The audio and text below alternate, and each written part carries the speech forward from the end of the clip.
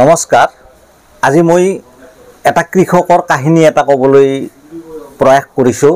কৃষকজনে আমাৰ দোকানত আহি এটা সমস্যাৰ কথা ক'ল ধানৰ, যে কৃষকজনে ধান খেতিত যেহেতু এতিয়া মানে হাইব্ৰিড বড়ো ধানৰ ছিজন, গতিকে কৃষকজনে এই হাইব্ৰিড বড়ো ধানৰ খেতিত ধানৰ ভিটামিন আৰু অলপ পয়জন খেতিত স্প্ৰে কৰিছিল। স্প্ৰে কৰাৰ 4 দিনমান পাছত এটা ৰোগে দেখা দিছে ধানবিলাকত। পাতবিলাক পুৰি যোৱাৰ নিচিনা হৈছে, মানে ব্লাইট বেমাৰ হোৱাৰ নিচিনাকৈ হৈছে, খুব বেয়াকৈ ক্ষতি কৰিছে। তেতিয়া মই কৃষকজনক ক'লোঁ, এই ধানৰ যিটো ভিটামিন, এই ভিটামিনটো কি পৰিমাণে প্ৰয়োগ কৰিছা? তে কৃষকজনে ক'ল যে মই এখন দোকানৰ পৰা ভিটামিনটো লৈ গৈছিলোঁ, মোক 1 বিঘা মাটিত পেকেট ভিটামিন 2 টেংকি মানে 32 লিটাৰ পানী, এটা টেংকিত 16 লিটাৰকৈ পানী ধৰে, গতিকে 32 লিটাৰ পানীত মই মিহলাই তাত অলপমান পয়জন দিছিলোঁ, দি মই স্প্ৰে কৰি দিছিলোঁ। আৰু স্প্ৰে কৰি দিয়াৰ মোটামুটি 4 দিন 5 দিনমান পাছতে এই সমস্যাটো দেখা দিছে। তেতিয়া মোৰ লগে লগে অলপ খঙো উঠিছে। তেতিয়া মই ক'লোঁ যে এই যিটো ভিটামিন ক'ৰ পৰা লৈ গৈছে? মই বেলেগ এখন দোকানৰ পৰা লৈ গৈছিলোঁ। মই ক'লোঁ যে এই ভিটামিনটো যে তুমি ½ কিলোৰ পেকেটটো যে 2 টেংকি কৰি ধান খেতিত স্প্ৰে কৰিছা, এইটো তোমাক দোকানীজনে কৈছে নে তুমি নিজা মতত মাৰিছা? কৈছে নহয়, মোক দোকানীজনে কৈছে 1 বিঘা মাটিত 1 পেকেট লাগেই, আৰু মানে 2 টেংকি কৰি মোক দিব দিছে। চাওক মোৰ কৃষক বন্ধুসকল, মই আপোনালোকক সদায় শুদ্ধ তথ্যই মই দিবলৈ প্ৰয়াস কৰোঁ, কাৰণ কি ক'ম আৰু, এই ধান খেতিৰ যিটো ভিটামিন, এই ভিটামিনটো হৈছে মাইক্ৰ' নিউট্ৰিয়েণ্টছ বুলি কয়। এই মই আপোনালোকক দেখুৱাইছোঁ, এইটো হ'ল মাল্টিপ্লেক্স কোম্পানীৰ মাইক্ৰ' নিউট্ৰিয়েণ্টছ। বেলেগ কোম্পানীৰো আপোনালোকে পাব বজাৰত, কিন্তু মাল্টিপ্লেক্স কোম্পানীৰ এইটো হ'ল মাইক্ৰ' নিউট্ৰিয়েণ্টছ। আৰু এই যিটো মাইক্ৰ' নিউট্ৰিয়েণ্টছ, মানে যিটো আমাৰ সাধাৰণতে কৃষকসকলে ভিটামিন বুলি কয়, এই ভিটামিনটো যে তৈয়াৰ কৰিছে, ইয়াত তৈয়াৰ কৰোঁতে 5 প্ৰকাৰ কেমিকেল দিহে তৈয়াৰ কৰিছে। 5 বিধ বস্তু দি এই ভিটামিনটো তৈয়াৰ কৰিছে। ইয়াত জিংক আছে, কপাৰ আছে, মলিবাডন আছে, বৰণ আছে আৰু মেগনেছিয়াম আছে। এই 5 প্ৰকাৰৰ দ্ৰব্য দি এই ভিটামিনটো তৈয়াৰ কৰিছে। ইয়াত কিমান পাৰ্চেণ্ট আছে মই আপোনালোকক কৈছোঁ। ইয়াত আছে জিংক আছে 5.00, কপাৰ আছে 0.50, মলিবেডাম আছে 0.02, বৰণ আছে 2.50, মেগনেছিয়াম আছে 2.00। এইবিলাক পাৰ্চেণ্টেজ। আৰু ইয়াত লিখা আছে যে কিমান পৰিমাণ খেতিত প্ৰয়োগ কৰিব লাগে।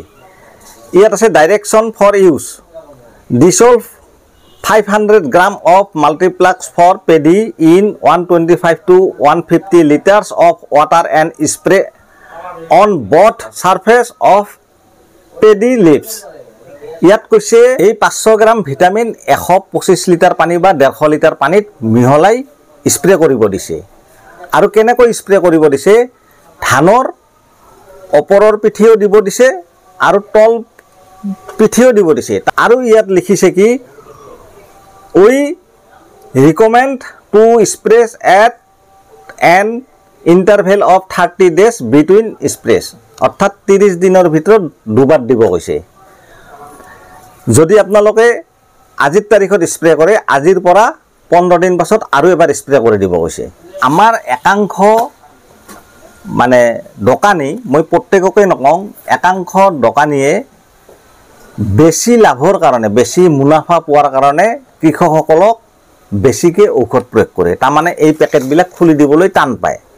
সেইকাৰণে কয় কি যে এই 1 পেকেটত 2 টেংকি মাৰি ঔষধবিলাক প্ৰয়োগ কৰিব। মই সেইসকল দোকানীক ক'ব খুজিছোঁ, মই প্ৰত্যেককে কোৱা নাই, কিছুমান দোকানী আছে লেখা পঢ়া নাই, কেৱল দোকান কৰিহে আছে। কেৱল দোকান কৰি আছে, কৃষি বিভাগে এইবিলাকৰ ওপৰত গুৰুত্ব নিদিয়ে। কাৰণ যদি লেখা পঢ়া নাই, যদি নাজানাই, পঢ়িবলৈ যদি নাজানে বা তেনেকুৱা অভিজ্ঞতা নাইয়ে, যিটো কোম্পানীৰ ঔষধ বিক্ৰী কৰিবি সেই কোম্পানীৰ মানে অফিচাৰৰ লগত যোগাযোগ কৰি সেই ঔষধটো কিমান পৰিমাণ দিব লাগে সেইটো সুধি লৈয়ে শুদ্ধ তথ্য কৃষকসকলক দিব লাগে। কিয় দিব লাগে? যিহেতু কৃষকসকল বহুত কষ্ট কৰে আৰু কৃষি কৰ্মত বহুত কষ্ট হয়, খৰচ বেছি হয়।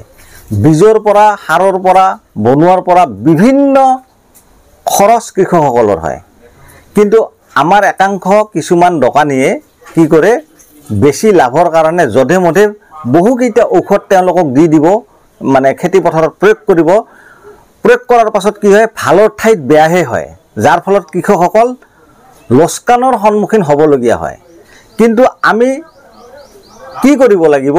আমি কৃষকক শুদ্ধ তথ্য দিব লাগিব, ভাল ধৰণে বুজাই ক'ব লাগিব, যাতে কৃষকসকলে লাভান্বিত হয়। কাৰণ কৃষক বাচি থাকিলেহে আমি বাচি থাকিম। যদি কৃষক মৰি যায় তেতিয়াহ'লে আমিও মৰি যাব লাগিব। কিন্তু আমাৰ একাংশ দোকানীয়ে সেইবিলাক চিন্তা নকৰে। সেইকাৰণে মই কৈছোঁ, সদায় কৃষকক ভাল ঔষধ, অৰিজিনেল যিবিলাক ঔষধ, ডুপ্লিকেট নহয়, খুব ভাল ভাল কোম্পানীৰ, জেনুইন কোম্পানীৰ মালবিলাক, প্ৰডাক্টবিলাক কৃষকসকলক দিব লাগে। 2 টকা দাম লাগে, বেছিকৈ লওক, কৃষকসকল যাতে সেই ঔষধবিলাকৰ পৰা উপকৃত হয়। কিন্তু আমি কি কৰোঁ, কিছুমান মানে যধে মধে 2 নম্বৰী ঔষধ, 2 নম্বৰী সাৰ আমি অধিক লাভৰ কাৰণে কি কৰোঁ, আমি কৃষকসকলক মাৰি আছোঁ। এইটো কিন্তু মহাপাপ। এই পাপৰ কিন্তু কেতিয়াও ওপৰলৈ ক্ষমা নকৰে। সেইকাৰণে আমি সদায় ভাল বস্তু কৃষকক দিব লাগিব, ভাল পৰামৰ্শ দিব লাগিব, যাতে আমাৰ পৰামৰ্শ মতে কৃষকসকল উপকৃত হয়। লাভ কমকৈ কৰক, ক'বলগীয়া নাই, কিন্তু ভাল বস্তু কৃষকসকলক দিব লাগে আৰু শুদ্ধ তথ্য দিব লাগে কৃষকসকল। সেই কৃষকজনক এই ½ কিলো মাইক্ৰ'নিউট্ৰিয়েণ্টছটো, অৰ্থাৎ ধানৰ ভিটামিনটো 2 টেংকি কৰিবলৈ যে দিলা, মই সেইজন দোকানীক কৈছোঁ, 2 টেংকি কৰিবলৈ যে দিলা, সেই ধানখিনি যে নষ্ট হৈ গ'ল, তাৰ ৰিস্কটো, সেই দায়িত্বটো কোনে ল'ব? সেই কৃষকটো মৰি নাযাব? এনেকুৱা ধৰণৰ কাম কৰিব নালাগে। গতিকে বন্ধুসকল, আপোনালোকে য'ৰ পৰাই যি বস্তু ক্ৰয় নকৰক কিয়, সদায় চাই চিন্তি কৰিব আৰু শুদ্ধ তথ্য জানিহে আপোনালোকে মানে কৃষি কৰ্মবিলাক কৰিব, ঔষধ ব্যৱহাৰ কৰিব, সাৰ ব্যৱহাৰ কৰিব, যধে মধে আপোনালোকে ব্যৱহাৰ নকৰিব।